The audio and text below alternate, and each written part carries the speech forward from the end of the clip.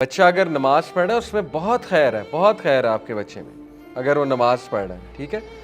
तो अक्सर ऐसे होता है कि बहुत गिल्ट में होता है वो बच्चा, उस वजह से वो नमाज़ छोड़ देता है। वो कहता है कि मैं तो म्यूज़िक सुन रहा हूँ, मैं नमाज़ क्यों पढ़ूँ। उसे वो फिर याद आते हैं ना, अपने गुनाह याद आते हैं। इसी तरह वो कह सकता है मैं तो कॉन्स्टेंट स्टेट ऑफ सिंस में हूँ, मैं तो गुनाह कर रहा हूँ, कॉन्स्टेंट हराम रिलेशनशिप में हूँ, मैं तो मुनाफिक हूँ, मैंने नमाज़ पढ़ के क्या करना। देखें, ये बिल्कुल इसी तरह एक बंदा कहे मैं तो हुई गंदा, मैंने नहा के क्या करना। डजंट मेक सेंस, ठीक है। नहाओगे तो गंद उतरेगा ना। ये क्या बात हुई, मैं तो हुई गंदा, मैंने नहा के क्या करना है। भाई मैं आपको एक सिनेरियो देता हूँ, हो सकता है आपकी ज़िंदगी की आखिरी नमाज हो, फिर या अगर आप नमाज ही नहीं पढ़ते, कुछ लोग एक पढ़ते हैं, दो पढ़ते हैं, भाई एक दो तो पढ़ो, इनकरेज्ड है, एक दो तो पढ़ो। ये ना कहो कि नहीं जब तक 5 नहीं पढ़ूंगा तब तक एक भी नहीं पढ़ूंगा, कितना गलत कॉन्सेप्ट है, ठीक है।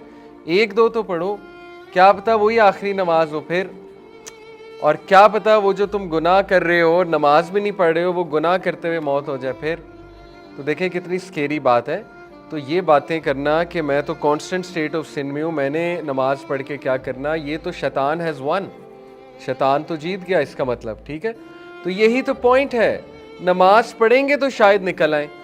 इसमें मैं आपको एक रियल वाक़या भी सुनाता हूँ। एक शेख हैं यूके के, उन्होंने अपना वाक़या सुनाया। ही सेड कि a youngster came to me, मस्जिद में मैं लेक्चर दे के फ़ारिग हुआ तो वो मेरे पास आया यंगस्टर, और उसने आके इकरार किया। देखें, नबी सल्लल्लाहु अलैहि वसल्लम के पास एक यंगस्टर आया था, उसने कहा या रसूलल्लाह मुझे ज़िना की इजाज़त दें, ये आदत मुझसे नहीं छूटती, ज़िना की इजाज़त दे दें मुझे। अब देखें उस दौर में भी था ना, वो दौर में ऐसे सहाबा, ऐसे लोग मौजूद थे, वो स्ट्रगलिंग।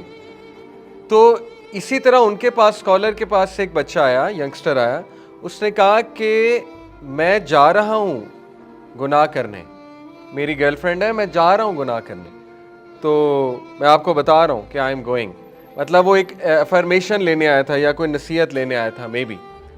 तो ही सेड कि मैंने उससे कहा कि ईशा की नमाज होने लगी, हमारे साथ नमाज पढ़ लो, फिर देखी जाएगी, वील सी अबाउट दैट। तो कहते मैंने उससे नमाज पे कायल कर लिया कि नमाज हमारे साथ पढ़ लो। उसने कहा चलें ठीक है, नमाज मैं पढ़ लेता हूँ। कहते जब नमाज पढ़ के हम फ्री हुए हैं और उसने सलाम फेरा है तो वो रोई जाए, रोई जाए। और इतना अल्लाह ने उसका हार्ट मेल्ट कर दिया नमाज के दौरान। और उसके बाद उसने मुझे कहा कि I want to leave this, और उसने कहा कि मैं छोड़ रहा हूँ और मैं आज नहीं जा रहा ये गुनाह करने। तो दैट्स द होल पॉइंट।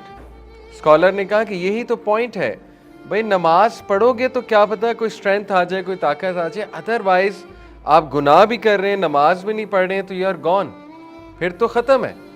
इसलिए नो मैटर व्हाट नमाज नहीं छूटनी चाहिए, नो मैटर व्हाट नमाज नहीं। अरबियों में 100 खामियाँ होंगी, मैं रहा हुआ उनमें, नमाज नहीं छोड़ते, नमाज नहीं छोड़ते। मेरे कई दोस्त यूके में फर्दर स्टडीज़ करने गए, अरबी रूममेट्स हैं उनके, दे टेल मी ड्रिंक भी कर लेंगे, नमाज नहीं छोड़ेंगे। बुरी बात है, बहुत बुरी बात है ड्रिंक करना, मतलब इट्स हराम। नमाज नहीं छोड़ेंगे, मुसल्ला बिछा लेंगे, नमाज पढ़ लेंगे, कुछ भी करेंगे, नमाज पढ़ लेंगे। आप सऊदीया में जाएं, आपको मसाजिद भरी हुई नजर आएंगी यूथ से, और माशाल्लाह अब यहाँ भी ट्रेंड बढ़ रहा है, बहुत अच्छी बात है, अल्हम्दुलिल्लाह। I am really glad. Universities में हम जाते हैं, बहुत ऑडियंस आती है मस्जिद में, यूनिवर्सिटीज़ की मसाजिद में। यहाँ DHA की मसाजिद में अब यूथ बहुत नज़र आते हैं। बहरिया में रहता हूँ, वहाँ यूथ बहुत नज़र आता है, माशाल्लाह, अच्छी बात है, इट्स गुड, ये इनकरेजिंग बात है। ये पहला सिनेरियो कि एक बंदा कांस्टेंट हराम में है तो वो कहता है मैं नमाज पढ़ के क्या करूं, तो ये एक बहुत बड़ा वसवसा है, ठीक है। दूसरा सिनेरियो, जैसे मैंने बताया पर्सन एडिक्टेड टू सिंस, इसको भी हम डिस्कस कर चुके हैं कि वो कहता है कि यार नमाज भी पढ़ रहा हूँ फिर भी गुनाह नहीं छूट रहा, तो फ़ायदा क्या नमाज का। तो ये ऐसे नहीं सोचना आपने, ठीक है। नमाज एक फ़र्ज़ काम है, कम से कम फ़र्ज़ तो पूरा करें ना जाके, बाकी वो उसके फ़वाइद के वो गुनाह छुड़वा दे, वो आपको सुकून दे दे, राहत दे दे, ये सेकेंडरी बात की बातें हैं, पहले फ़र्ज़ तो जाकर पूरा करें ना। तो ये भी एक वसवसा है। Then a person involve in an environment that doesn't foster good deed, ये एक रीज़न होती है।